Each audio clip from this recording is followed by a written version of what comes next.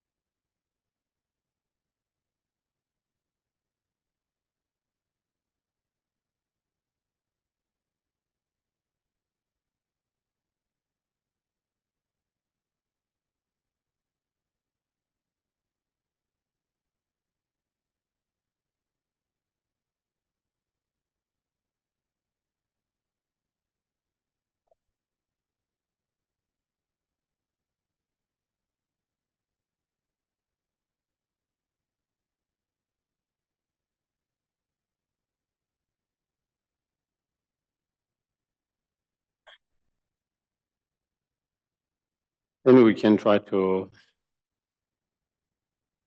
reflect and contemplate. As long as we are not free from those afflictive emotions, we can never find permanent relief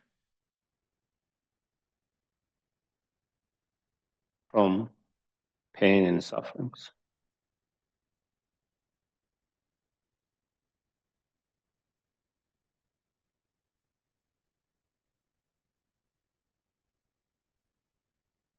Without overcoming those delusions, there's no way to find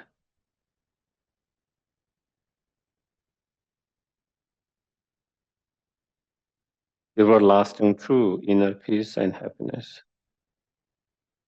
no matter what conditions, external conditions.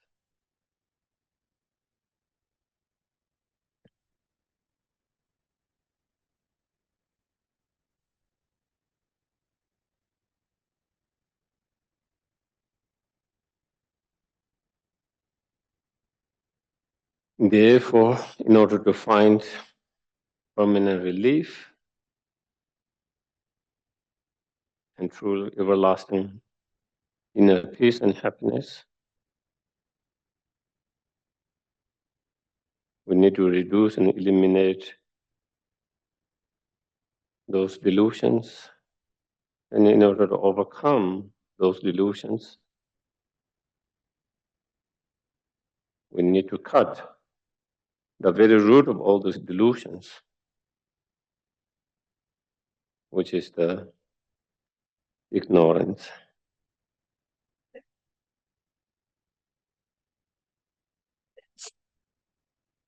And in order to destroy that ignorance, we need to cultivate the wisdom realizing emptiness or dependent originations.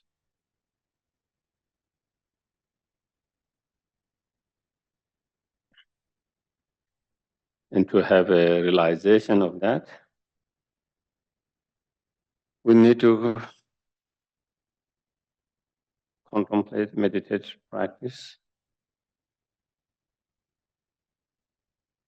as well as continue to study.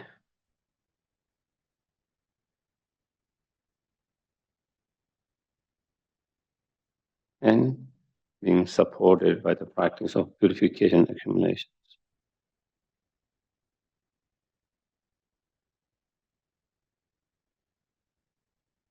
In order to cultivate that wisdom, the direct antidote of that ignorance and the delusions, or at least have imprint in our mindset, mind stream. I'm going to listen and reflect, contemplate on that.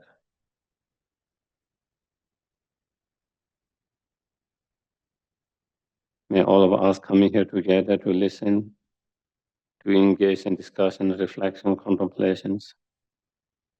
May all of this become cause and condition to actualize and achieve our highest potential, the fully awakened state.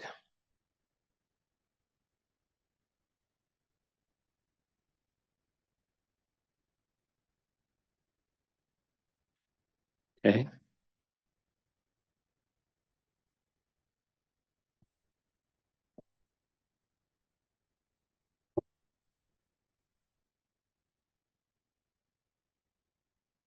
To the endowed transcendent destroyer, the one gone beyond the foe destroyer, the completely perfected, fully awakened being, perfect in knowledge and in good conduct, Sagata, know of the world, supreme guard of human beings to be tamed, teacher of gods and human beings, you the completely and fully awakened one, the endowed transcendent destroyer, the glorious conqueror, subduer from the Shaka clan, I prostrate, make offerings, and go for refuge.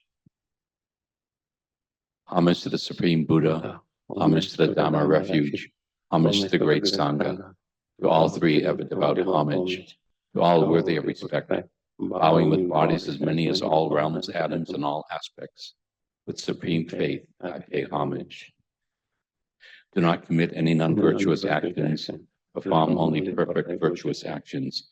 Subdue your mind thoroughly. This is the teaching of the Buddha. A star, a visual aberration, a flame of a lamp, an illusion, a drop of dew or a bubble, a dream, a flash of lightning, a cloud. See conditioned things as such.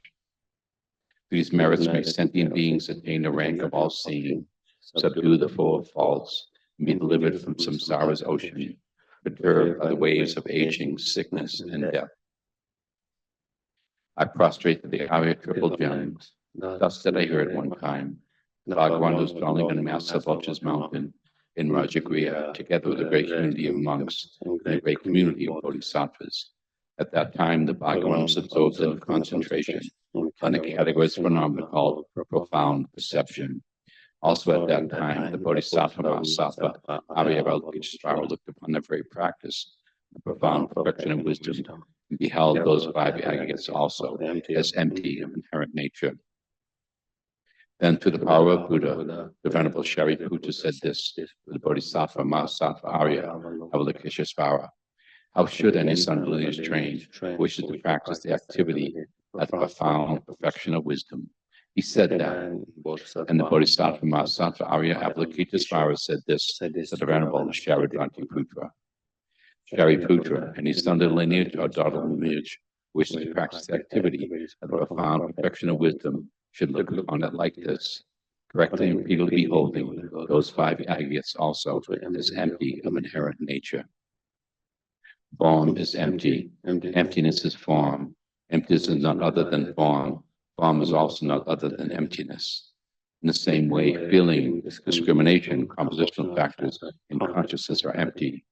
Shariputra likewise, all phenomena are emptiness, without characteristic, unproduced, unceased, stainless, not without stain, not deficient, not fulfilled. Shariputra, therefore, in emptiness, there is no form, no feeling, no discrimination, no compositional factors, no consciousness, no eye, no ear, no nose, no tongue, no body, no mind, no visual form, no sound, no odor, no taste, no object of touch, and no phenomenon. There is no element, and so on, up to including no mind element and no mental consciousness element. There is no ignorance, no extinction of ignorance, and so on, up to and including no aging and death, and no extinction of aging and death. Similarly, there's no suffering, origination, cessation, and path. There is no exalted wisdom, no attainment, also no non-attainment. Shariputra, therefore, because there is no attainment, Bodhisattvas rely on and dwell in the perfection of wisdom, the mind without obscuration and without fear. Happy. Having completely passed beyond error, they reach the end point of nirvana. All the Buddhas who dwell in the three times also manifestly completely awaken with unsurpassable, perfect, complete enlightenment and reliance on the perfection of wisdom. Therefore, the mantra of the perfection of wisdom, the mantra of great knowledge, the unsurpassed mantra, the mantra equals the unequaled, the mantra that thoroughly pacifies all suffering, should be known as truth since it's not false. The mantra of perfection of wisdom is declared. Kaya do om gate, gate, paragate, parasangate, bodhi, soha. Shariputra, the Bodhisattva Mahasattva, should train in profound perfection of wisdom like that. Then the Bhagavan arose from that concentration and commended the Bodhisattva Mahasattva Arya Avalokitesvara, saying, well said, son of the lineage. It is like that, it is like that. One should practice the profound perfection of wisdom just as you have indicated. Even the Tathagatas rejoice. The Bhagavan having thus spoken, the Venerable Shariputra, Bodhisattva Mahasattva Arya Avalokitesvara, and those surrounding in their entirety, along with the world of gods, humans, asuras, and Gandharvas, were overjoyed and highly praised that spoken by the Bhagavan. Saji Poki Shivshin Memento Tram Rabling Jingji Yagi Sangye Shindu Mike Uwe Drokun Namda Shinla Trapasho Idam Guru Vatna Mandalakamne Yatayan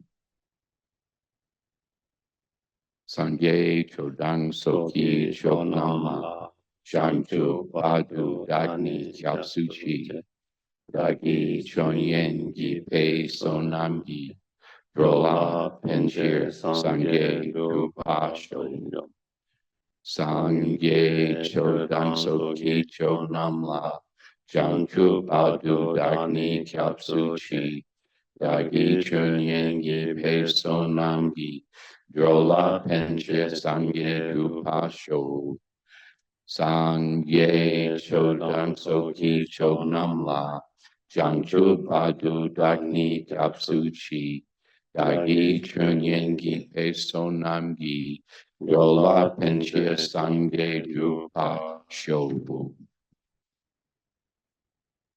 Kanje tu deni sone, tawa tanje pambe che, tambe chone penchebe, kodam de la cha ca lo.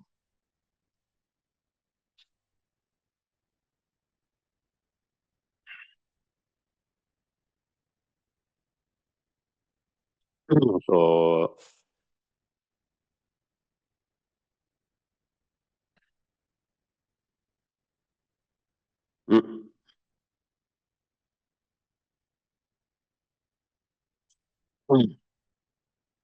so here the author, the Lama Tsongkhapa, bowing to the Buddha Shakyamuni by,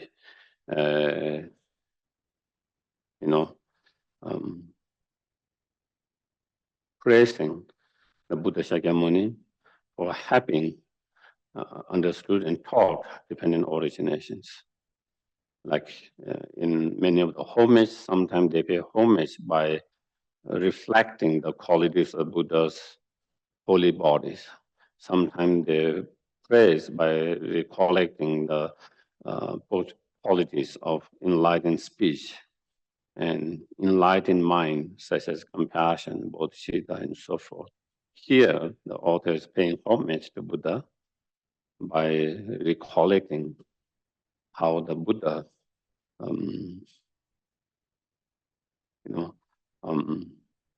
relies on the dependent arisings or dependent origin, and then to show and to explain that freely of that what he have understood. And why is that? Why is that dependent realization of dependent origin is so important? And then in the next verse, verse number 2, where he says, because all the problem and suffering that we experience in our life, the pain of birth or rebirth, the pain of aging, the pain of suffering, the pain of death, and all other pain that come in between all of that, and also the pain that we experience due to the climate changes, the pain we experience due to the political turmoil, the pain we experience due to the war, violence, all different pain and experience that we experience, they all come through, they all arises because of our own unsubdued, undisciplined mind of those afflicted emotions, due to one of those afflicted emotions. That's why, due to one of those afflicted emotions. And those afflicted emotions, which are rooted in attachment and anger. And that attachment and anger is also very much rooted in the ignorance. And the only way to overcome that ignorance is only through cultivating the antidote, direct antidote. That is the wisdom relies on the emptiness or dependent origination. Therefore, that is the key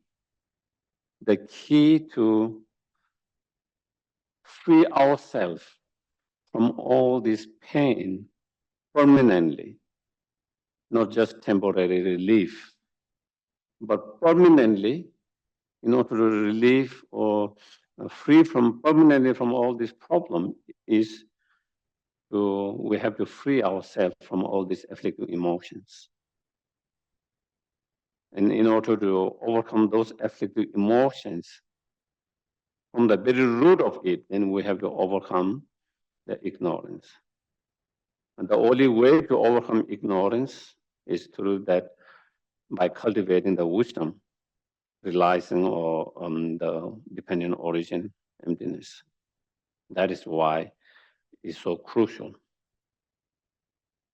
And we spoke a little bit about last week about how, in relation to that, Buddha explained, Four Noble Truths, first explaining the truth of the suffering, and then secondly, explaining the truth of the origin or the cause of the suffering, and that is the karma and the delusions, So again, the root of suffering is that. And also when Buddha explained from the 12 dependent links, very root of all that is the ignorance. First link is the ignorance, where everything starts from that ignorance. So similarly here, so is another root of all these sufferings. Pain is the ignorance. And again, it is important for us to realize that through our own meditation and practice, not because the Buddha said, Lama Tsongkhapa said, but by reflecting, contemplating in our own experience, and realizing, understanding, definitely they are rooted in ignorance, having that awareness, that experience.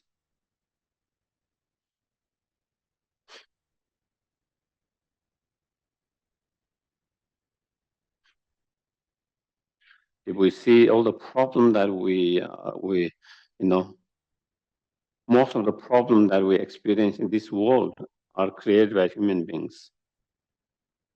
The war, the violence that is going in the world, that has, all the different wars that are fought in the past, throughout the histories, all the war, violence that is going around in the world now, that there are people dying due to starvations, due to not having basic health, not having basic, infrastructure or basic needs.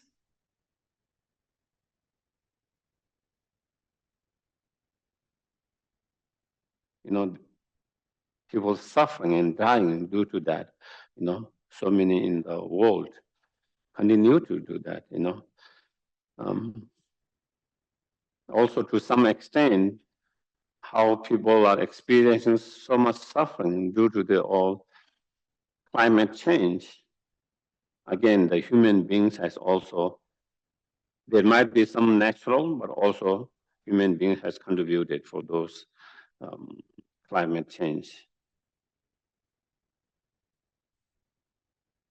So all of these are human, the suffering created by human beings' actions. The reason why human beings engage in such actions is due to one of delusions. Sometimes war is fought because of anger, because of attachment, controlling powers, controlling the resources, and so forth. Sometimes it's fought because of ego, so different, basically being due to one of those afflictive emotions. Due to one of those afflictive emotions. Same, even though we know human beings are contributing towards those climate change that's bringing a lot of sufferings, pain, still people are not willing to change those actions because of their attachments. Because of their attachments,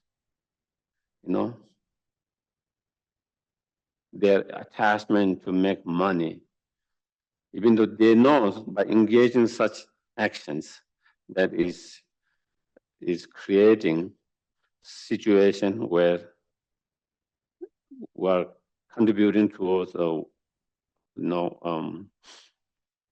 climate change and to increase the warm and heat and all of that. We know that, but also on individual level, there are a lot of things maybe I could reduce those my contributions, but then I'm attached to my comfort. Do you get it? I'm attached to my comfort. I'm not willing to give that my comfort. Therefore, with my actions, I'm also contributing. It's not only about those who are making money. Big corporations, definitely, they have much more bigger role, but also we as individually, there are a lot of things that I could reduce to contribute less of that, but sometimes I'm not willing to take because I don't want to give comfort. I'm attached to the comfort. Again, that comes from our, even though if everyone share, those who have enough and who have to share, there wouldn't be people starving. There will be people who will be experiencing suffering and dying due to the lack of basic necessary needs and resources. But again, those who have more, they are not willing to share.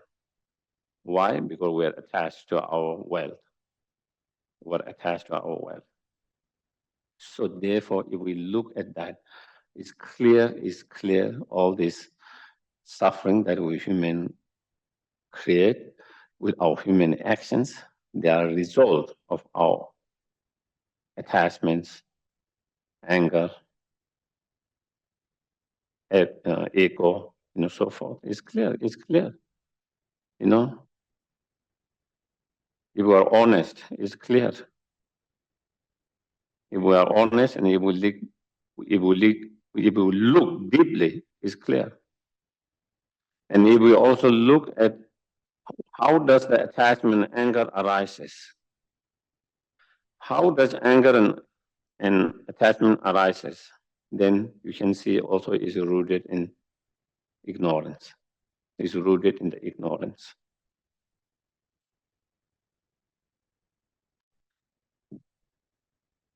The object of your attachment, the object of your anger, whatever object that is.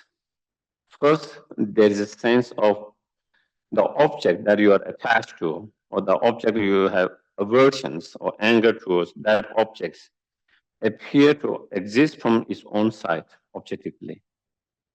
And not only there's appearance of that, your mind believe and perceive that object to exist by itself, objectively from its own side. On the basis of that, because of there's a belief and perception that its object exists from its own side, object will be there by its own side, then there's our projecting minds,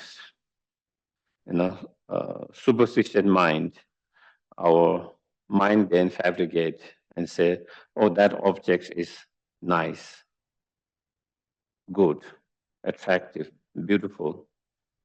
Oh, that object is helpful, beneficial. That object will give me happiness. That object will give me comfort.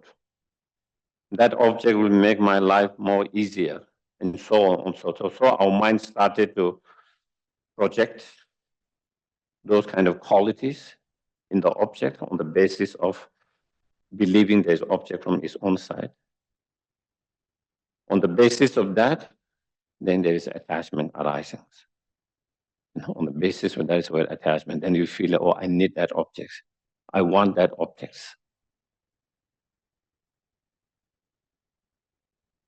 Are we clear?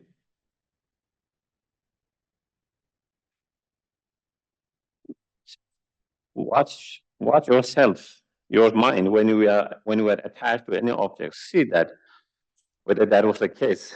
Why am I attached to that object? I'm attached to that object because I see something good quality, positive qualities in that, which my mind sees. But that projections and that quality is projected on the basis that there is an object from its own side, on belief on that. That confers. And then on the top, then all this. And that is same when, because there's a belief, there is an object side, by itself. And on the basis of that, we proceed. On the basis of that, then again, our mind kind of project, and our mind perceive, oh, that object is bad, that object is harmful, that object will make me miserable, that object will make me unhappy, that object will destroy my happiness, that object is a danger to my well-being, happiness, all of that. Again, on the basis of that, then we have aversion to those objects. We have aversion to that object. We want to keep away from those objects. And we have dislike towards those objects. And we have aversion, anger towards those objects. And such objects, such anger, aversions, dislike arises and come on the basis of that there is something negative qualities, bad quality in that object. And that kind of projections of quality in that object comes on the basis that there is object from its own side there. So when we see that, then it is clear, it's very clear how attachment, anger is based on the ignorance, how it arises from the ignorance, and I think it's important to understand. And then, of course, in relation to different afflictive emotion, there are different antidotes, For anger, we can apply antidotes such as patience, compassion, loving kindness, we can practice. Through such practice, meditation, loving kindness, compassion, patience, we can reduce the level of anger. We can reduce the level of anger, but we cannot destroy the anger from the very root and permanently. We can only reduce those level of the anger through such antidotes. Same with attachment.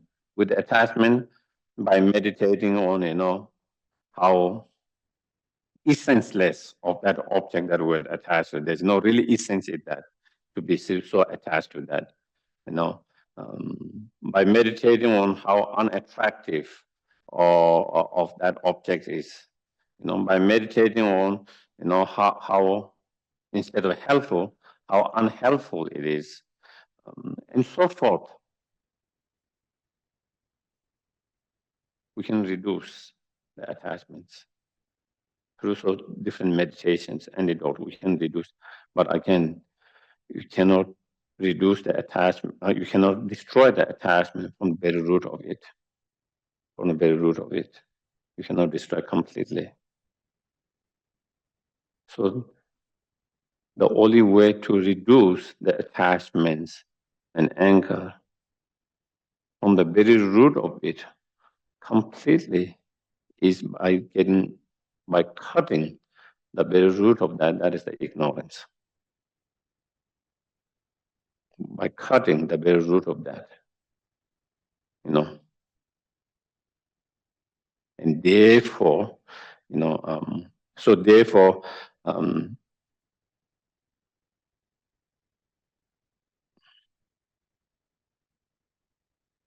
Aradeva, in his 400 verses, he said, just as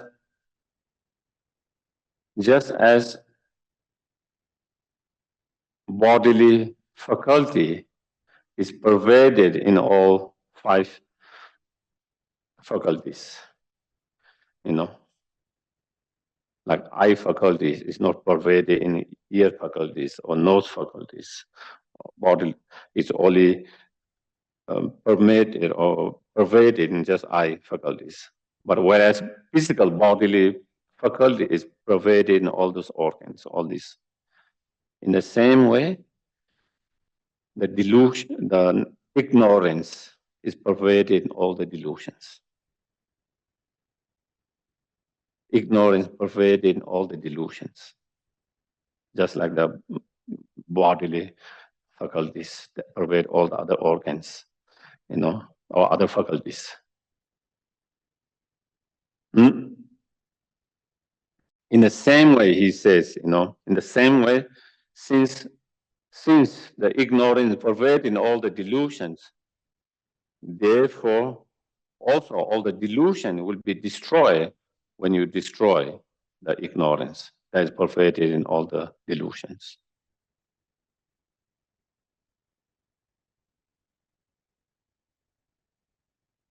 And how can we destroy the ignorance that pervades in all delusions? Is by cultivating the direct realizations or understanding of the dependent origin, emptiness.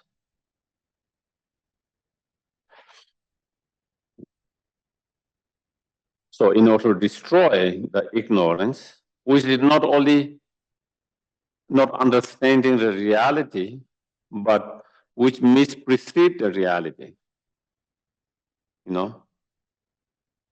And as I always mention, not understanding the truth or reality itself is ignorance, itself is problem, but misperceiving is much more bigger problems. Not understanding truth is one thing, but believing truth as something false, as a truth, is much more dangerous. Much more dangerous. Do you get it? Not realizing truth is ignorance, but when you believe something which is false, to believe and misperceive it as to be the truth is much more dangerous. And that is how ignorance, even though the nature of reality is dependent origin, dependent arising, but the ignorance perceived to exist as non-dependent origin. It perceived to exist by itself from its own side. So in order to destroy that, you have to cultivate the wisdom that relies the object of perceptions as a contradictory to what the ignorance perceives. And that is the wisdom relies on the dependent origin. The mind, the ignorance that perceives the object to exist non-dependent origin, and the wisdom that perceives the object to exist dependent origin, those two are contradictions, contradictory mind. Those two are opposing to different mind, to different opposing internal energy or mind. And when you have that wisdom, then slowly, you will begin to reduce that ignorance, completely over the times, and so that is why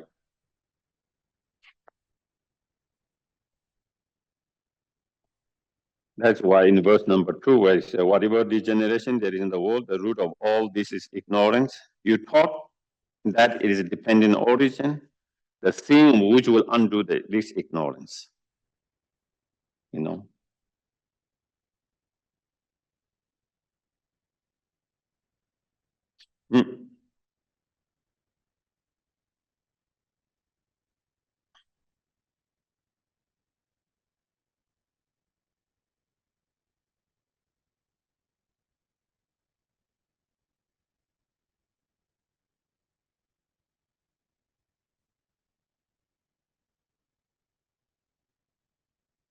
The only way to destroy that ignorance is only way to cultivating that awareness or wisdom relies on dependent origin.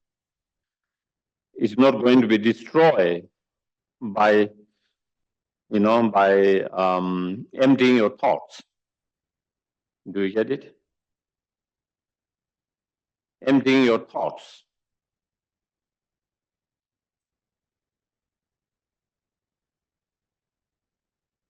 To begin with, you cannot empty your thoughts. Okay? You can stop your thoughts from arising through your different meditation techniques for a certain while, hours, maybe even days, maybe even weeks, but they will arise.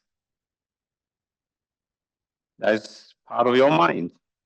You cannot get rid of your mind. You cannot get rid of your mind. So as long as those thoughts are not there, maybe strong ignorance might not be manifesting because it is part of thoughts, concept. But then moment, when thought arises, it will arise. So you cannot get rid of that completely.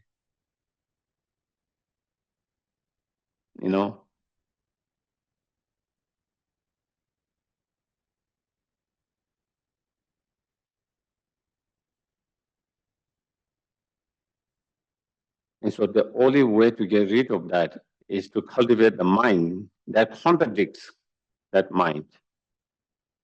That contradicts that mind. That expose that mind, the ignorance, how that perception is totally mistaken and wrong. And that can be done by the wisdom realizing dependent origin, the emptiness. So in verse number 3, it says, so how can intelligent persons not compare this path? So here saying a persons who is able to use their intelligence, their mind, person who is able to use reasoning and logics,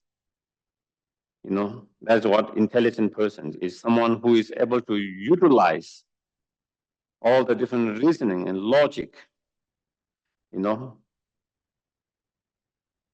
someone who can do that. It's not possible that they not apprehend such path of dependent origins. It's the essential point of your teachings. If you study Buddha's teachings, when you study Buddha's teachings,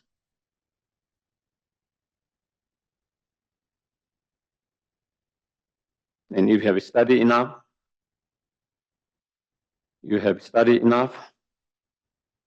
and not only study enough, you are able to use your mind through reasoning and logics in that way, then you will understand this dependent origin, the emptiness, is the very essential point of the Buddha's teaching and the Buddhist path.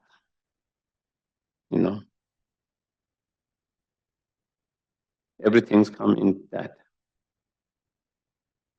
All the Buddhist teaching path come into, you can say the view and the conduct or actions. The conduct of actions of non-violence. That is the Buddhist practice and teachings. When we talk about non-violence actions or non-violence act, when you go, higher level of non-violence action or contact, it means helping, benefiting others. Not only you don't hurt and harm others, not only you refrain from hurting and harming others, but actually helping, benefiting others. That are the Bodhisattva's conduct through different practice and actions. Benefiting, helping, being service in whatever way you can, according to your capacity. That is the Bodhisattva's non-violence conduct. At least, even you can't be much help and benefit to others, even you can't be much help, benefit to others, minimum, at least don't hurt and harm intentionally, knowingly. That is the Buddhist practice, the contact, and that is the practice of all the Buddhists, whether you are Mahayana practitioner or whether you are Theravadan practitioner or Vajrayana practitioner, all basic contact of Buddhism is non-violence that is rooted in loving kindness and compassion. That is rooted in loving kindness and compassion. And such, why we should engage into such non-violence actions or contact that is rooted in loving kindness and compassion, because we all are interconnected, interrelated. Everyone is connected, interrelated. Everyone's a dependent origin, dependent arisings. We are not isolated beings. All sentient beings are not isolated with each other. Their experience are not isolated and independent from others' experience. We are not isolated and independent from the environment, the world, the place we live in. We all are interconnected, interrelated. Our action affects the environment, the world we live in. The world that we live in, the environment we live in affect us. Vice versa. There's connection, interactions.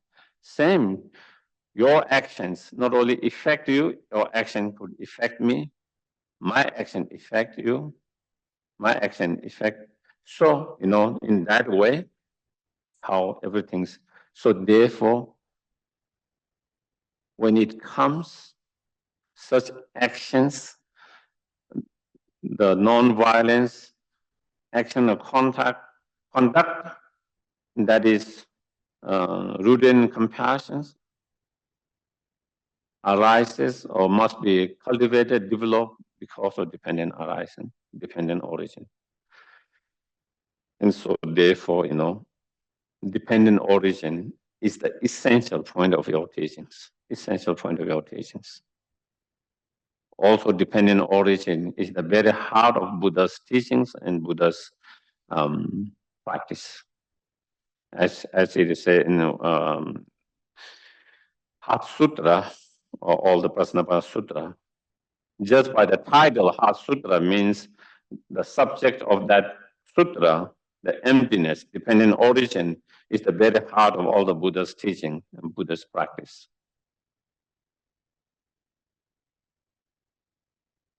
And as it is said in the Heart Sutra, all the powerful Buddhas achieve enlightenment by relying or by dwelling on the perfection of wisdom. The perfection of wisdom is the wisdom that relies emptiness, dependent origin. The present Buddhas who are actualizing Buddhahood, they're all actualized by dwelling or by actualizing that perfection of wisdom. All the future Buddha who is going to attain enlightenment, they will also achieve enlightenment by dwelling or by cultivating the perfection of wisdom. Therefore, the perfection of wisdom, or the object of that perfection of wisdom, the emptiness, dependent origin, is the very heart and essence of Buddha's teachings. As it says in an early verse,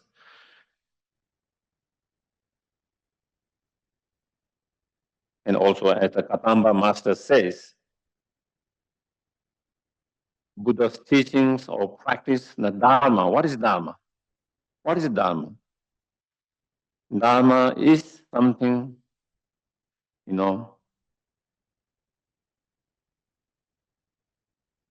that act as antidotes towards the delusions.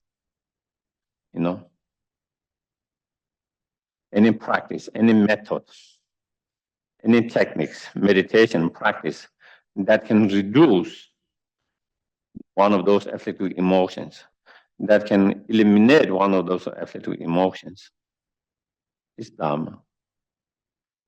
Is the Dharma.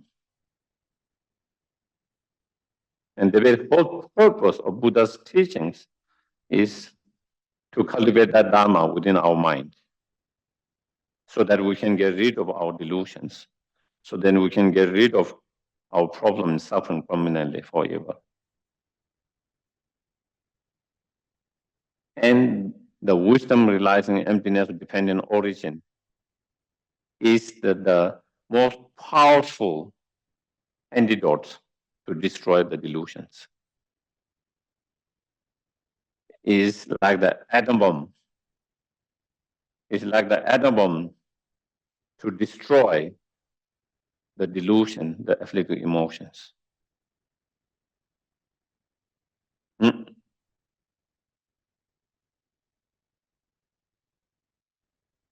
So that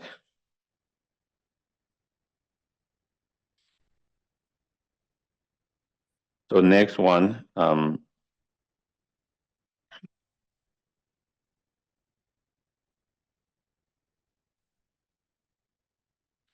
in verse number 4, this being so, who will find, O Savior, more wonderful way to praise you than to praise you for having taught this origination through dependence. So here says, the author saying, I can praise you, Buddha, in so many different ways, that you have all this, enlightened physical form or body with all the major and minor, major 32 mark and 80 minor signs of being enlightened. I could praise with you all this melodious speech with all these 60 qualities and all of that. I can praise you with this unconditional love, compassion, bodhicitta you have, all of that. I can praise you with, that you have shown all these miracles, and through those miracles that you have kind of subdued, some of the teachers at that time who were overpowered by arrogance, jealousies, and so forth. I can praise you by through showing all this miracle, you inspired so many beings who saw those miracles to, that you inspired them. But I will praise you for having taught dependent origin. Through that. Why? Because that is a key. Understanding of dependent origin is a key to end individual suffering and suffering of all sentient beings. That is what you really help. Of course, at Buddha's time, Buddha show miracles, as I mentioned, subdue and reduce many beings' sense of arrogance, jealousy, all of that, as well as inspire so many beings who saw that. But individually, for all of us, we didn't see that.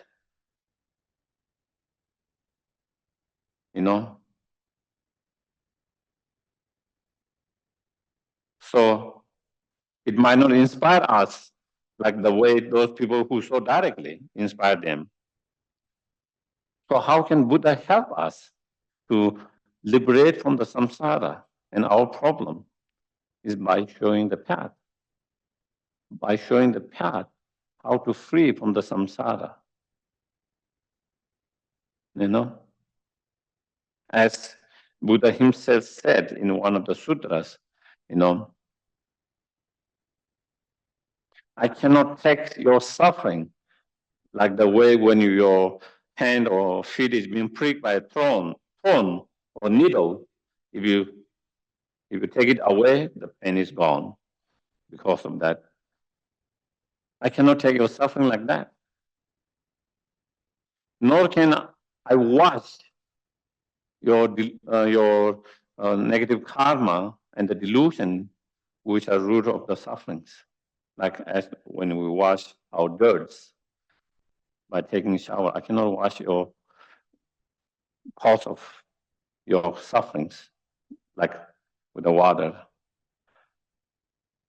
Nor can I give my realizations like that we can implement or part of an organ to someone. You can give your kidney to someone, or someone can give kidney to you and implant it in you. In that way, I cannot implant or give my realization to you. If I cannot do all of that, how can I help you? How can I? And he says, the way I can help you is show the path. Show you the path. How to reduce and how to overcome your own delusions. And through that, how you can way to find or achieve nirvana or total liberation. That is what I can do. That is something that I have gone through, I've experienced with my direct experience. I can show you how to do how I did, and I can show you how to do it. And if you practice, if you apply them, then you can do it.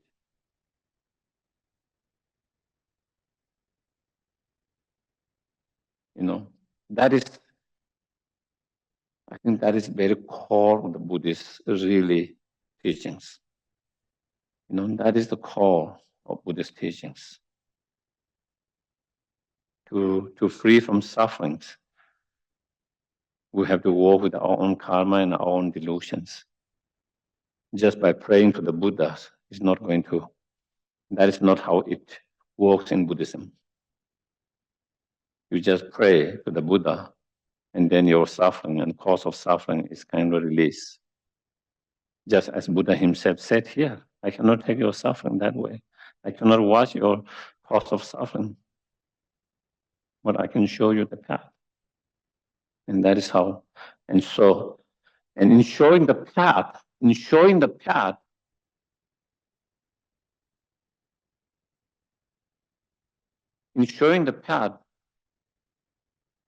there's nothing better or supreme than teaching and showing the practice and meditations and the teaching of dependent origin, because that is key to destroy all the delusions and prominently from the very root of it. And therefore, he said, that is the best way to praise Buddha yourself, and that is how I'm going to praise you for that.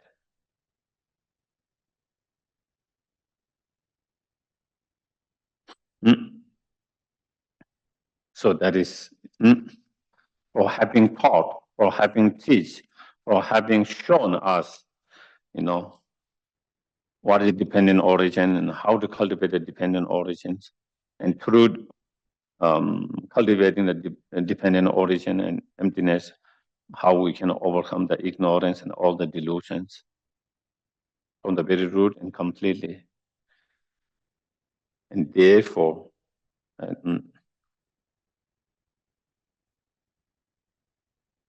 it is similar, Nagarjuna also praised to Buddha Shakyamuni, same on the basis of having taught the dependent origin. Having taught the dependent origin. And both Nagarjuna and Lama Tsongkhapa, when they had a direct realizations of emptiness and dependent origin, then with their own direct experience, they realize how that really is the key to transform your mind, to reduce and overcome the delusions. And when you've experienced that, then you cannot hold.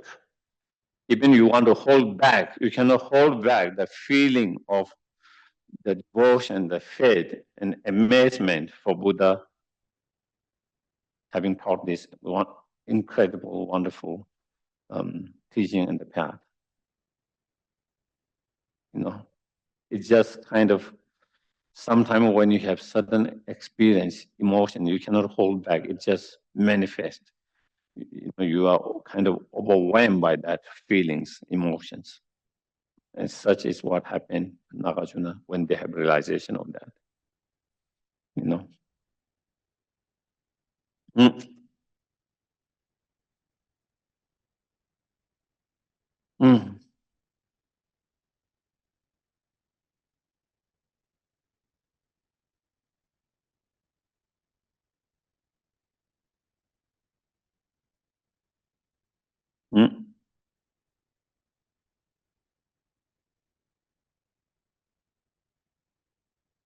So then,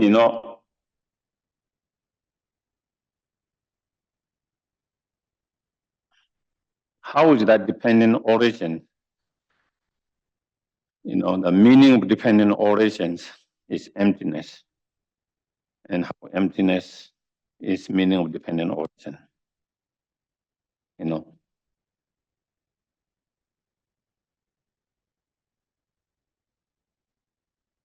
What does dependent origin really means, and how the meaning of dependent origin, the emptiness.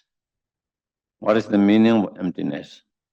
And what is, how does the emptiness means dependent origin? And so therefore, in that, coming to verse number 5,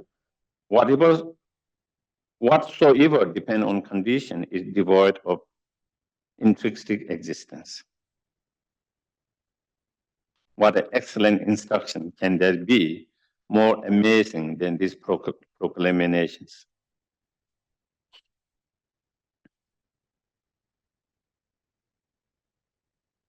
So in Buddhist teachings, in many of the sutras, you find, non-Mahayana sutras. Within the Mahayana sutras, within the sutras, within the Tantra, Buddha and have explained, how everything is like, mirage, how everything is like illusions, how everything is like a dream state. There is many examples like that Buddha used. How everything like he used those examples very often. How every phenomena, how everything's like a mirage, illusions, dream state, echo of the sound, and so forth.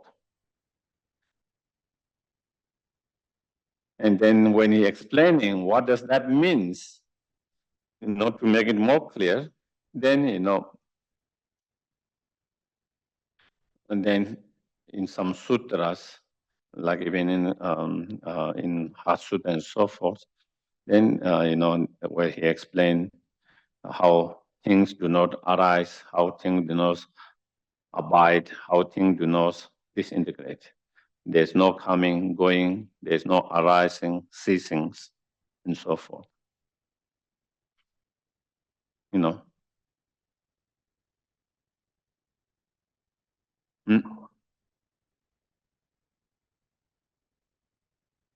So when he explained, in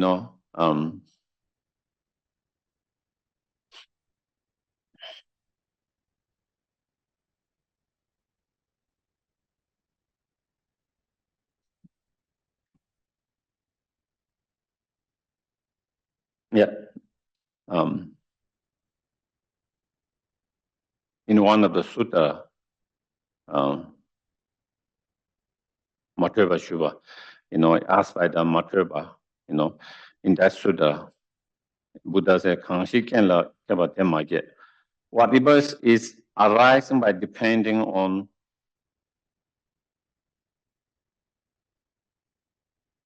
other conditions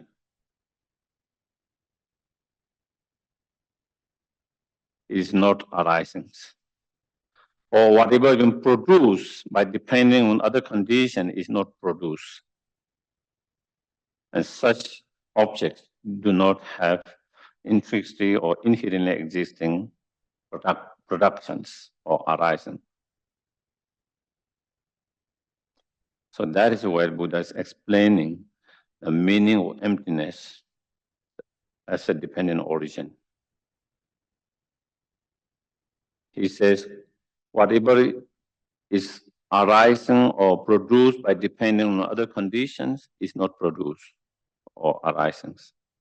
So what he's saying is, whenever we talk about emptiness, not arising, not produced. Why is not produced? Why is it empty of productions? Why is it empty of arisings? Because it's depending on others. Because it's depending on other conditions. And that is what I mean by when I said there's no productions, there's no arisings, because there are dependent origins, dependent arising, depending on other conditions. Therefore, those objects or phenomena do not have intrinsic or inherently existing production or arisings. Therefore, they are empty of inherently or intrinsic existence. Are we clear?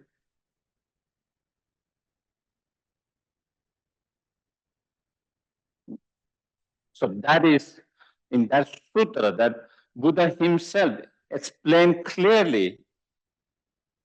In many times I have spoken, that there is no production, there is no abiding or dueling, and there's no cessations or disintegrating. There's no coming, there's no going, and like that, the form is empty, feeling, compositional factors, consciousness, discriminating mind, all different phenomena empty. So when I say they are empty, of those objects, when I said there is no coming, going, cessation, why is that? Why there is no coming? Why there is no going? Why there is no production? Why there is no cessations or arising and cessations?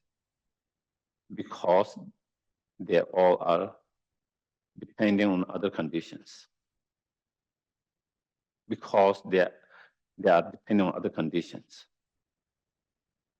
And since they are depending on other conditions, therefore, they cannot exist, arise, or produced by itself without depending on others.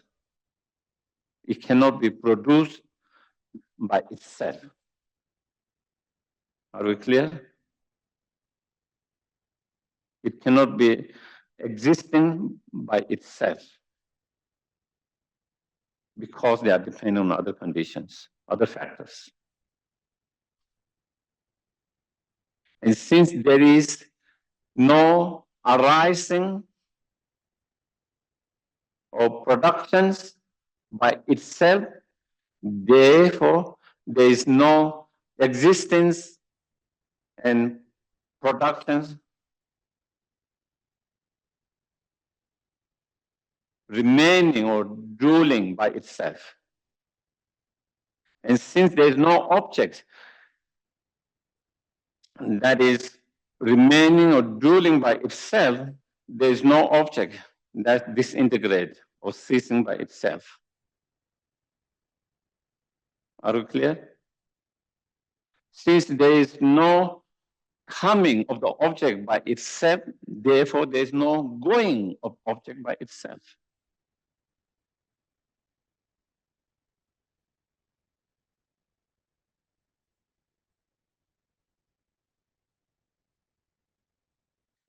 And therefore, since there is no objects that arise, produce, existing by itself or from its own side, but without depending on other conditions, other factors, therefore, that object is devoid of intrinsic existence or inherent existence. Therefore, that object is empty of inherent existence, intrinsic existence. And that is the meaning of emptiness. You know, are we clear? Emptiness meaning empty of what? Okay? When we talk about something being empty, empty of what? And we talk about emptiness, empty of existing inherently or intrinsic existence. Because it cannot exist by itself. Because it cannot exist by itself from its own side. Why? Because they exist by depending on other factors, other conditions. Because they are dependent origin.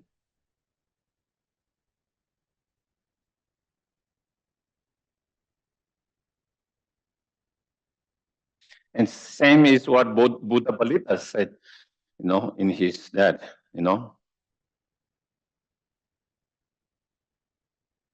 something that is existing on other conditions, other factors cannot exist from its own side.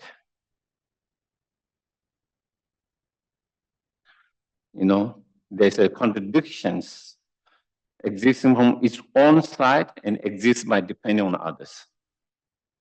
When you say existing from its own side means it is able to exist by without depending on other conditions, other factors.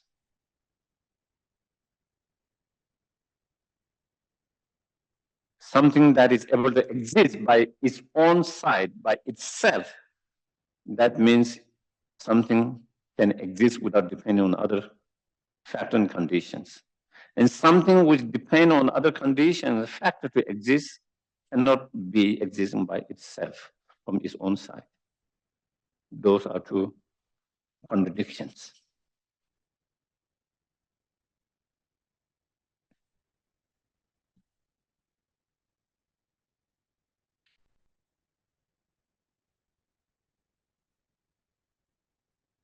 So therefore here Lama Tsongkhapa was very much amazed by these teachings.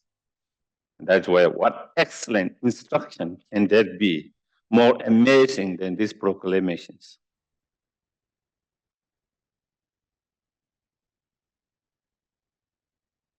Where you understand emptiness and dependent origination does not contradict. But instead, they support each other, complement each other. Not only they support and complement each other, actually understanding the meaning of emptiness is dependent origin. The meaning of dependent origin is the meaning of emptiness.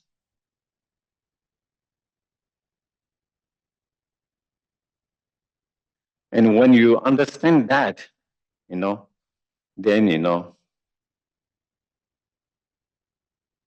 because of understand dependent originations, the object, because you understand the object existing as a dependent origin, you do not fall into nihilisms. Do you get it? Nihilism, where you think nothing exists. Because you understand its dependent origin. It exists by dependent origins. You don't fall in nihilisms. And because you understand dependent origin as the meaning of emptiness, you don't fall into extreme or internalism, where you think there is inherent existence, because you understand there is the meaning of emptiness as a dependent origin.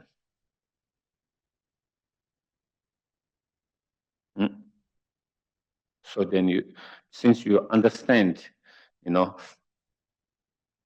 meaning of emptiness as a dependent origin, then you don't have a grasping of that object as independent or inherent existence.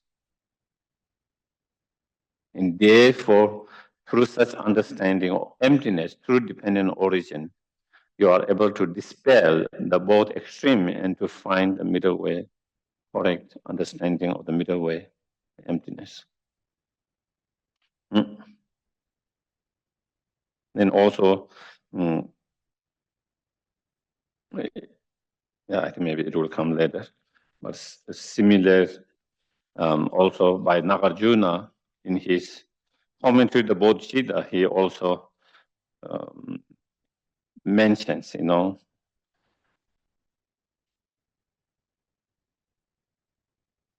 while it is empty, at the same time, because of dependent origination, the law of cause of effect is unfallible. While there is law of cause and effect, at the same time is empty. While the law of cause exists and not only exists infallible, at the same time is empty. While it is empty, at the same time, there's a functioning of law of cause and effect, and such is marvelous, wonder of the wonders, amazing, wonder, and excellent of excellent. Nagarjuna kind of coming to same understanding and expressing same like this. And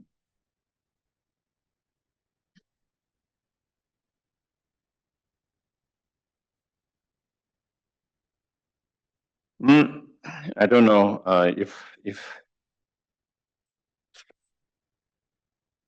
is there any questions?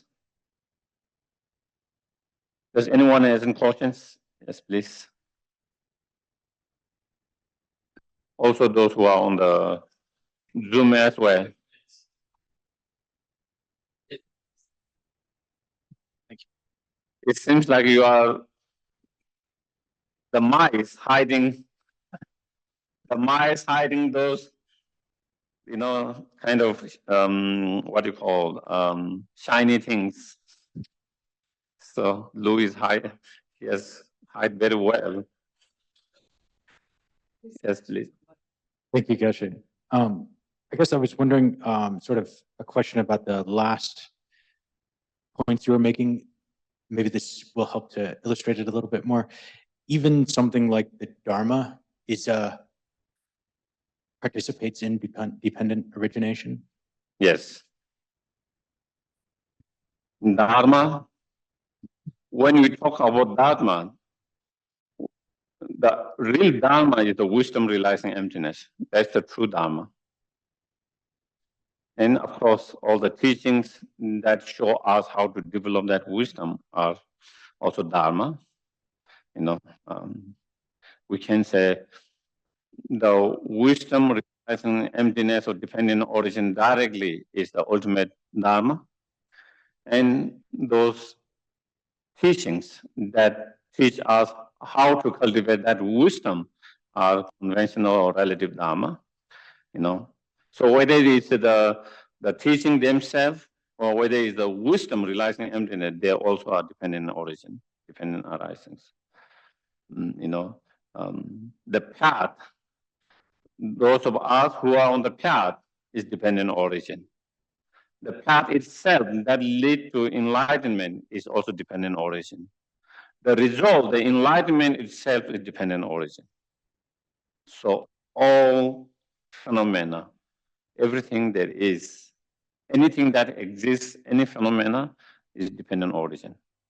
There's no phenomena that do not exist as a dependent origin or dependent arisings.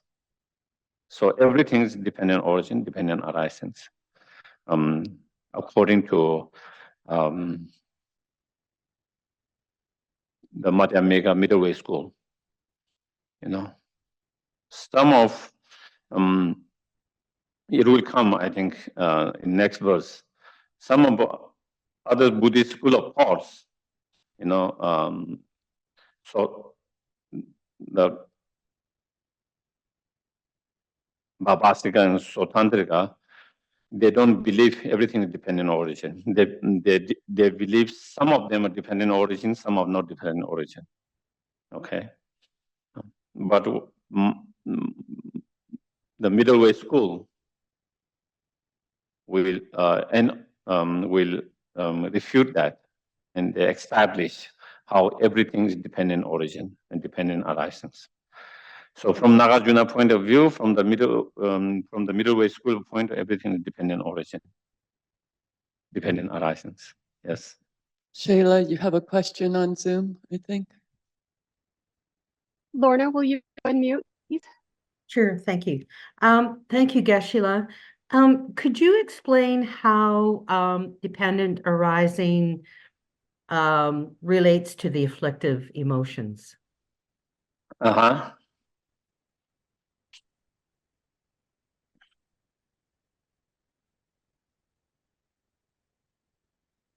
As I mentioned before, when we understand, first of all, as I mentioned last week or week before that, there is a different level of understanding dependent arising. Gross level of dependent arising, subtle and more subtle level of dependent arisings.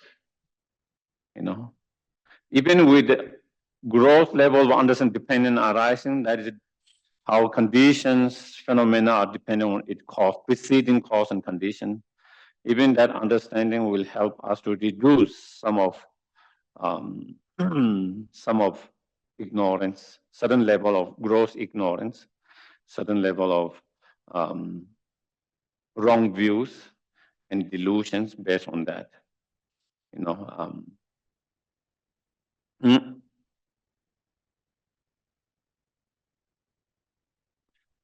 The misunderstanding that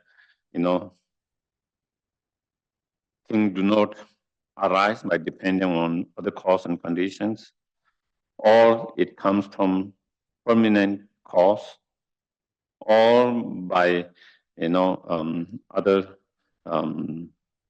things. Then when you believe there is something that exists permanent and absolute, then it's harder to let go, grasping to it. Anything we believe is absolute, and everything we miss, something's ultimate and absolute and permanent, we have more grasping.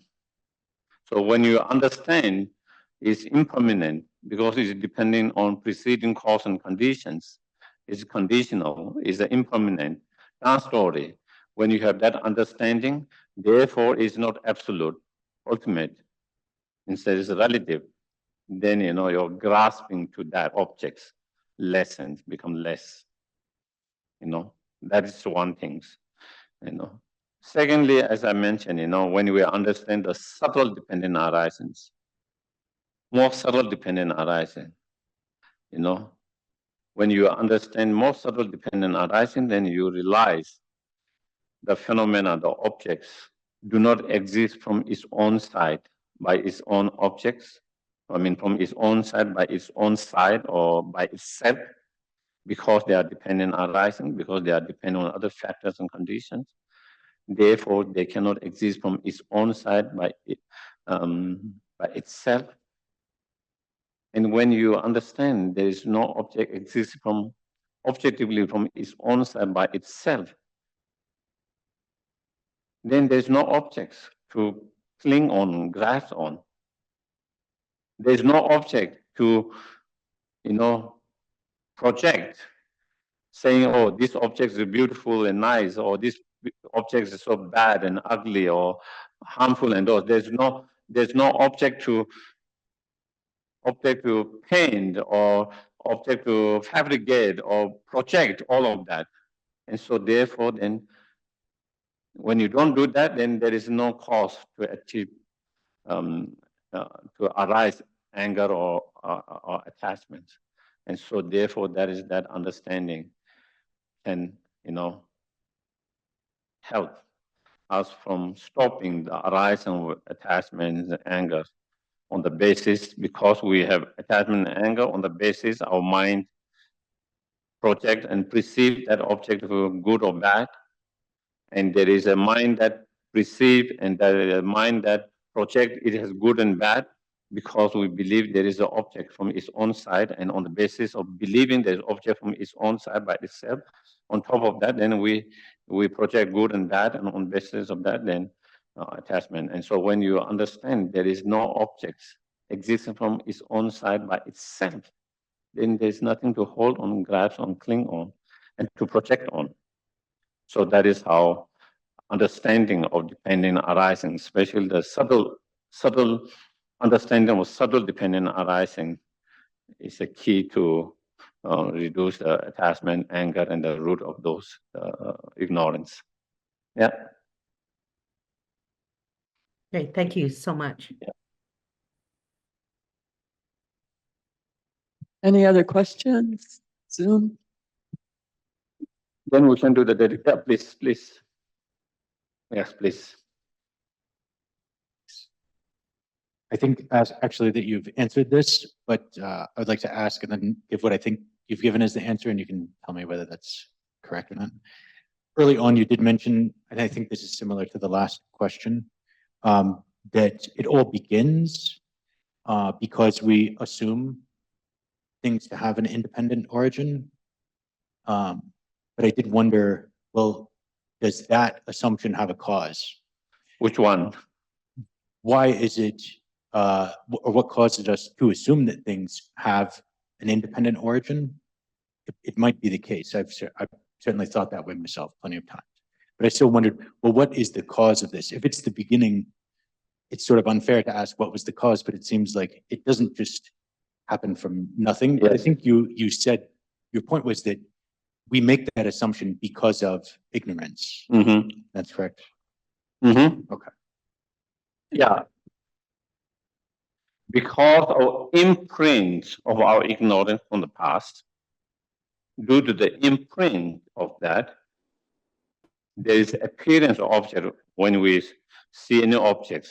And that object can be visual when we see with our eyes, when you hear something, when you smell something, when you taste something, when you feel something, when certain things come in thought, whatever object of any of those sense or mental consciousness, first there's appearance of that object to that consciousness as exists by itself or from its own side. Oh, there is sound from its own side. There is sound. Oh, there is a sound from this cup from its own side. Objectively, there is a smell from its own side by itself from that food or that flowers. Oh, there is a case from its own side, objectively from that, the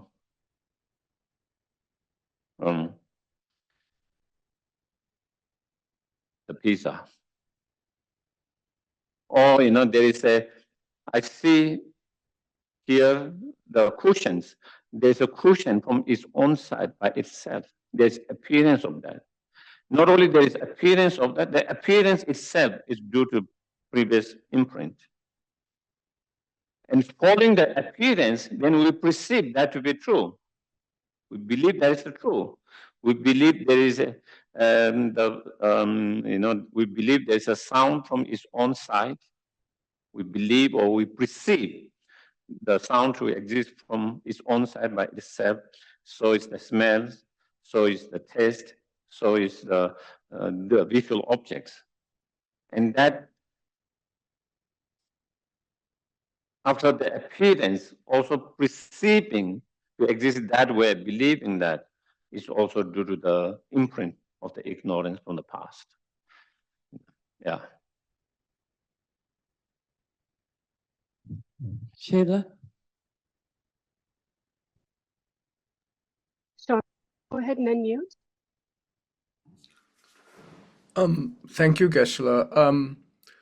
So in this, when we're talking about when Lama Tsongkhapa is talking about dependent origination here, is he talking mainly about when he talks about cause and condition? Is he talking mainly about imputation? Because the lower schools also, will talk about causes and conditions as parts and as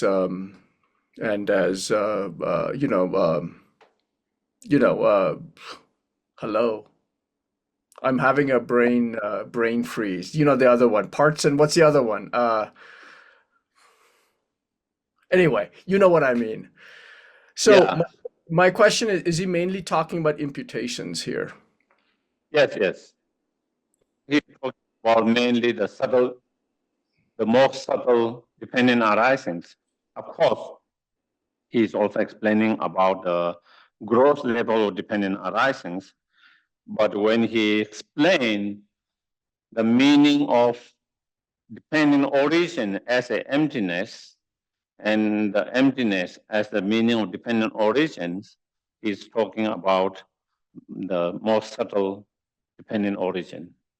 And the most subtle dependent origins is then how everything is merely imputed and merely designated, how nothing can exist from its own side by itself, but it can only exist on the basis of coming of the parts or the basis, then how is merely imputed and merely designated. So therefore, is depending on the imputations and the level and so forth, the mind. So yeah, definitely, and that there will be more clarity in the coming verses where he will distinguish how some of the earlier school of thought, some Buddhist school of thought, even though they accept dependent arisings or dependent origin, but they only accept in certain objects and certain phenomena, not all phenomena, and also how they use their understanding differently. So yeah. Okay. Oh, yeah. And is there any? That will be last questions for today, and then yeah. Yes, Amanda? Geshe Sherab, can you hear me Yes. okay? Yes, we can hear. I have a question about karma. Uh-huh. Karma is the law of cause and effect. So does karma go back into beginningless time and then goes forward forever? Does the karma go begin in his lifetime, and then what is the next? beginningless time, like Yes. back, Ah. beginningless time. And then does it go forward into the future forever and ever? Okay. In the teachings, they say there is no beginning to the karma, delusions, samsara, but there is end to samsara, there's end to delusions, there's end to the karma. So going forward, it can be ended. The karma doesn't have to continue. Samsara doesn't have to continue. The delusion doesn't have to continue. Going forward. Backwards, if you go back, then it's same. If you say, this is the beginning of samsara, this was the beginning of the karma, this was the beginning of the mind, delusions, where did that come from?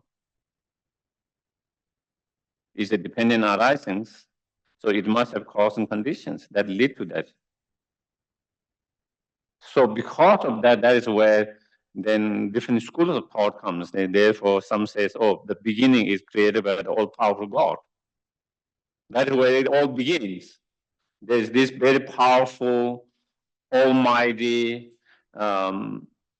absolute, permanent being, whatever different name that you give, whether you give a God, Allah, or all different names that you give in different, but it is where everything begins. There is that. Buddhism doesn't agree or believe in that. Buddhism doesn't believe there is any powerful almighty beings, God or whatever name, Buddha or whatever, who created that. Everything is coming from dependent origin, cause and effect. Especially when it comes to conditioned phenomena. Samsara is conditioned phenomena. The karma is conditioned phenomena. Delusion, the mind, they all are conditioned phenomena. Therefore, they must have preceding cause and conditions. Either they have been created by something such powerful, or it has to be random to begin with. And either way, there is a problem. If it's a random, it can happen random at some time. Why cannot it happen random now? If at the moment, everything, when we see whatever happens, there's always cause and condition that lead to that. If that is, it cannot, then, it's neither random, nor there is that. Therefore, it has preceding cause and conditions. And so, therefore, you cannot say it started here. Again, it's same. You can go back and back, million, trillion, and you can continue to go back and back, but the moment you say this is the beginning, but where did that come from? And so therefore, there is no beginning. And if you use reason and logic, I think it makes more sense. Even though our minds feel like that there needs to be a beginning because we are so much grasping it. We need to feel like there is some kind of something to hold on, something to hang on. That's how we feel. It becomes too abstract. When you say beginningless, it feels like it's too abstract and there's nothing to hold on and cling on, grasp on. And we are so good at clinging and grasping and holding on objects. So our mind doesn't feel that, but if you use reasoning and logic, it makes sense. Okay, so we can do the dedications.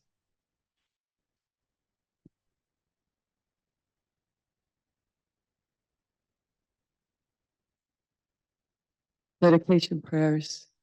Devadi.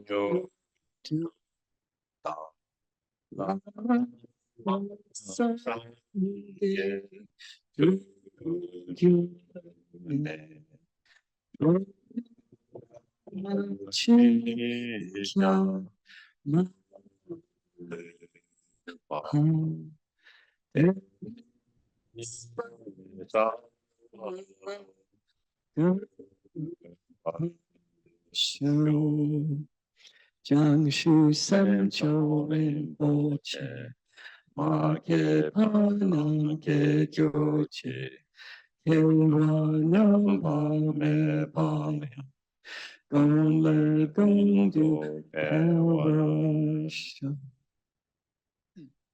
For His Holiness the Dalai Lama, Gam Ri Ro Korwe Shin Gam De, Lang Gong De Lama Lu Shu Wei Ne, Chen Wei Si Wag Ten Si Gyat So Yi, Sha Bei Si Te Padu Ten Kyo Chi. Prayer for the swift return of Lama Zopa Rinpoche. Fearless teacher and assembly of the children of the victorious ones, Shravakas, Pradayaka Buddhas. Victorious Losang, father and sons, along with the lineage masters, all the objects of the refuge of infinite lands, please bestow the virtue and goodness of accomplishing this prayer here and now, holding and spreading the Muni's precious and complete teachings through explanation and practice. You wore the armor of patience that is never discouraged. Incomparable, venerable Guru, to you I make requests. While striving single-pointedly for the sake of the victorious one's teachings, the sole gateway through which all benefit and happiness emerge, and from other living beings, you suddenly departed to peace. What a great loss! Nevertheless, through the undeceiving truth of the blessings of the ocean of the three jewels and the great waves of bodhicitta of the children of the victorious ones, may the smile of a reincarnation swiftly beam in glory for fortunate disciples. Thank you very much. Thank you. Thank you, Geshe. Good night, everyone. Good night. Thank you, Geshe.